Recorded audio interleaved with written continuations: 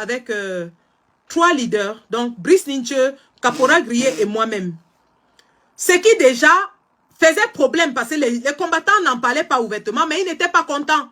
Dans les différentes bases, ils n'étaient pas contents. Ils estimaient que c'était la base UK qui dictait la loi à toutes les autres bases. Alors les remous ont commencé. Pourquoi la base UK a 3 personnes? Et que ceux de la base UK, quand nous on est venu leur donner le contenu de la conférence de Cologne, ils se sont fâchés. Ils ont dit que quel est ce groupe où vous prenez les décisions et nous on n'est pas. Nous tous on veut entrer dans ce groupe. Ou alors vous envoyez un 4e représentant. Moi je leur ai dit, c'est déjà injuste que nous, la base UK, on ait 3 leaders dans un groupe où chaque pays a 2 leaders. Si vous ramenez une 3e personne qu'ils avaient proposé comme Kingsley, moi je préfère donc sortir et je vous laisse décider. Ce qui a encore créé les problèmes, ça a créé tout un remue-ménage. Tout un remue-ménage au point où il y a eu des communiqués publiés par Kingsley dans la page et effacés par Brice, publiés. Bref. Il y avait des problèmes dans la base. Je suis sorti de la base UK cette nuit-là. Brice Ninche est sorti de la base UK cette nuit-là. Contrairement à ce que les faux profils Wayo ont voulu faire croire qu'on m'a chassé. Non. Je peux prouver capture d'écran à l'appui avec les membres de la base UK qui sont là que je suis sorti du groupe de la base UK cette nuit-là. Suite à tous ces problèmes qu'il y avait eu. Et ces problèmes découlaient de la conférence de Cologne. Parce qu'on a voulu imposer le leadership de Calibri à tout le monde. Maintenant, les gars, à peine on est rentré, les gars de l'Allemagne aussi décident qu'eux, ils ne veulent pas de Calibri comme leur leader. La révolte qu'on voit, Christian Djoko, qu'on avait coopté comme le leader de la basse Allemagne à la suite de Valdez Noumeyi. Christian Djoko, qu'on avait coopté comme leader de la basse Allemagne, à la place, en lieu et place, en remplacement, dirais-je, en remplacement de Valdez Noumeyi, parce que la basse Allemagne avait son fonctionnement à elle. La basse Allemagne avait un mode de fonctionnement alternatif, dont le leadership dure 1 an, et après 1 an, on vote encore un nouveau leader. Et c'était la seule basse qui le faisait. Donc, eux, ils ont décidé de voter Christian Djoko comme leader de la basse Allemagne. Sauf que dès qu'on parle de là, Christian Djoko fait une sortie, il fait un live où il déclare ouvertement qu'il fait allégeance à Kamwa la Panthère, qui est l'ennemi juré de Calibri Calibro. Bon, tollé général dans le groupe. Christian Djoko fait la sortie, dit que lui, il prête allégeance à Kamwa la Panthère. Ennemi juré, Calibri pouvait mourir. Calibri pouvait se suicider. Ennemi juré de Calibri. Que fait-on? Les problèmes, les problèmes dans le groupe, ça n'allait pas. C'est comme ça donc que la base jaune explose. C'est comme ça que la base jaune explose. Suite à une conférence où on a voulu imposer Calibri comme le leader de toutes les bases. La base jaune finit par exploser. Quand la base jaune explose et que je suis sorti de la base UK, Calibri, qui se sent attaqué par tout le monde, et évidemment je le soutenais, crée un groupe où il m'introduit, et c'est dans ce groupe que je retrouve Dan Kassé, Karine Bibian Richaud. Nous sommes en 2020. C'est dans ce groupe que je retrouve Dan Kassé, Karine Bibian Richaud. Avant même la création de ce groupe, on avait créé un groupe de communication de la base où on était. Évidemment, ce groupe a été dissous parce qu'il y avait eu des problèmes suite à la conférence de Berlin où le caporal Grillé s'était pris la tête avec Calibri. Je m'étais pris la tête avec Baleine Blanche. Ça allait en couille. Ça allait en couille partout. Ça allait en couille. Ça allait en couille partout. Donc, tous ces groupes-là ont été fermés. Calibri crée donc un groupe où il appelle ça le commandement de la base, dans le groupe restreint de la base. Dans ce groupe, il y avait Calibri, il y avait Max Seigneur Ivoire, il y avait Karine Bibian Richaud, il y avait Nandi Zoulou, il y avait moi-même, il y avait Mel. Je vais vous dire qui est Mel tout à l'heure. Parce qu'aujourd'hui, là, j'ai dit qu'on casse les œufs. Il y avait Mel et il y avait Nandi Zoulou. Donc, nous étions 7 dans le groupe.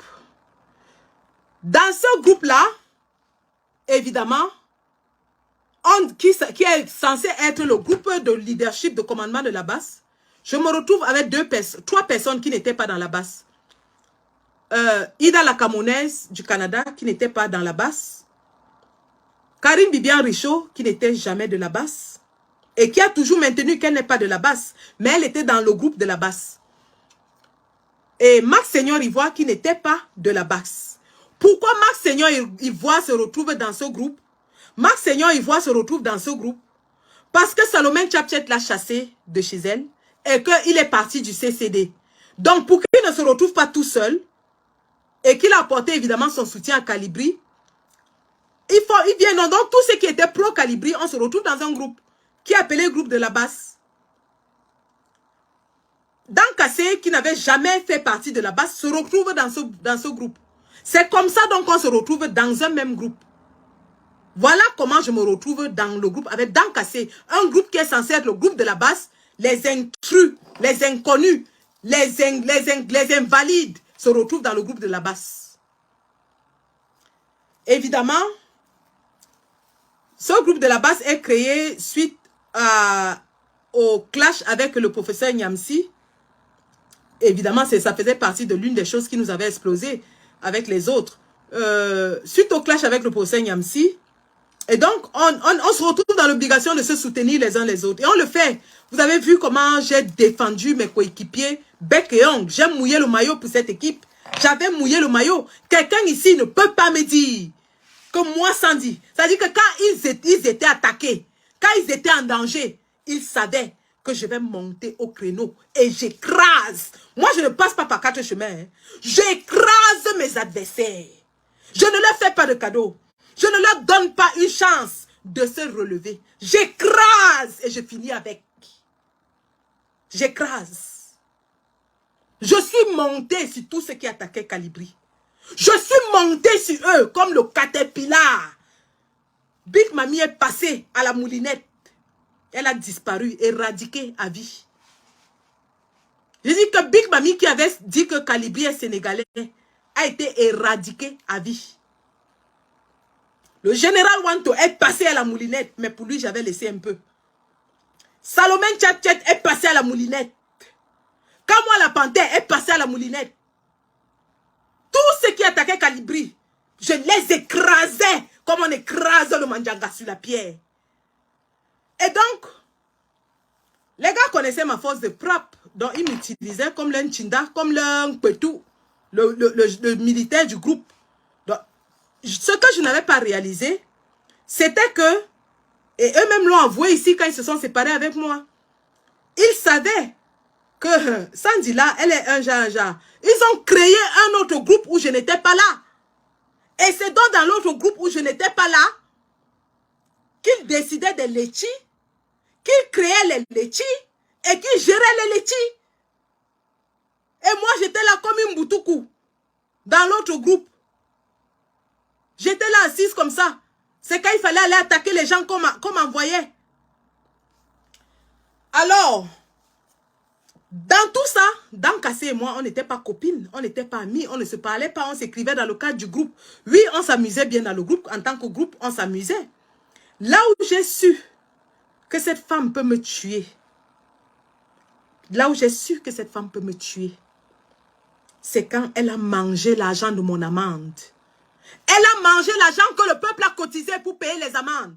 Et elle m'a demandé d'ajouter 400 € alors qu'elle avait assez d'argent pour payer toutes les amendes. Et c'est à partir de là que je suis venue ouvrir les yeux sur les comptes des Letchis. Parce que jusque-là, je n'avais jamais ouvert les yeux sur les comptes des Letchis. Je ne calculais même pas. Je savais que mes coéquipiers, mes compagnons de lutte, ils ont ouvert un Letchi pour une bonne cause et ils ont géré. Je ne calculais pas. C'est le jour où elle a mangé l'argent de mon amende que j'ai pris le bic et le papier, j'ai calculé toutes les entrées et toutes les sorties. J'ai mis les mains sur la tête, j'ai crié Zamba. J'ai crié Zamba. Le résultat était tellement choquant. Je ne savais pas quoi faire. J'ai contacté les aînés et je leur ai dit, voici la situation. Tout le monde faisait comme ça. Sandy, ne parle pas. Si tu parles, ça va tuer le combat. Sandy, ne dis rien. Sandy, reste tranquille. Le temps passe, on ne paye pas mon amende. Je viens tranquillement, gentiment lui demander qu'on est à quel niveau avec mon amende. Elle me dit qu'il faut ajouter 400 €. Je reste et je dis que ouais, c'est pas que 400 € me dépasse, mais dans ma tête, je me demande que comment 400 €. Je quitte, je m'en vais tranquillement vers Marc Seigneur Ivoire, qui par coïncidence, à cette période, avait l'ancien Letchi, soi-disant pour le fouettement. Parce qu'à cette période, Chancel Léontine avait publié nos familles au Cameroun, avait publié nos maisons, avait exposé les familles des combattants. Marc Seigneur Ivoire, qui est un maître des collectes d'argent, savait qu'il fallait jouer sur l'émotion des combattants en ce moment. Il profite donc de l'émotion des combattants qui sont en train de s'indigner sur le fait que Chancel Léontine publie les combattants pour l'ancien Letchi, soi-disant que c'est pour le fouettement. Il lance un Letchi, soi-disant pour le fouettement. Ce Letchi, en moins de, je ne sais pas combien, moins de 48 heures, a collecté plus de 2000 €. A collecté plus de 2000 €. Sauf qu'il n'y a jamais eu de fouettement. Donc, à l'époque où on me demande mon amende, nous sommes en fin 2020, janvier 2021. United for Cameroun venait de lancer ses activités et Marc Seigneur Ivoire fait un live où il disait qu'il nous soutient et il va nous remettre